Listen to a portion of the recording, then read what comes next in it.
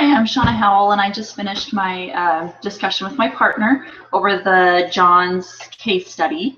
And one thing that I appreciate about my partner is he shared some basic data. I felt like I couldn't find the value of the company because I didn't have any financial documents, and I was really unsure of how to figure out what value he should put on it for selling.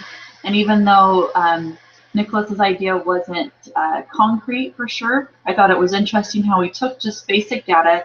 He found that the least amount they sold the toothbrushes for was $5. They stated that they sold 6,000 a day, and so he just did some simple math to find out that basic sales came to over 10 million a year.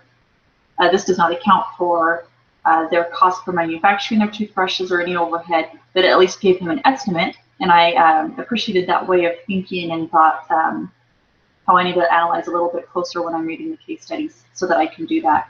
The other thing we talked about when discussing was if John decides to sell his company to Procter & Gamble or Crest, we both kind of felt that was the direction that he should go. My original thought when I was reading the case study before analyzing was that John should find the value of his company and then present it to all of the major companies and see if he could possibly get more and get a bidding war going. Though Nicholas, I appreciated that he kind of looked at it from the other point of view, from those who might want to purchase it. Crest was the only one that was trying to come up with a toothbrush, so they seemed like they would be the most interested. And then also the other companies have electronic toothbrushes that are doing well, and so they probably wouldn't be interested in toothbrushes that were a step down, because then they could possibly be competing with themselves. They kind of have their two that work well for them, so rather than trying to get the companies to work on a bidding war, it might be good to work directly with the one that's interested.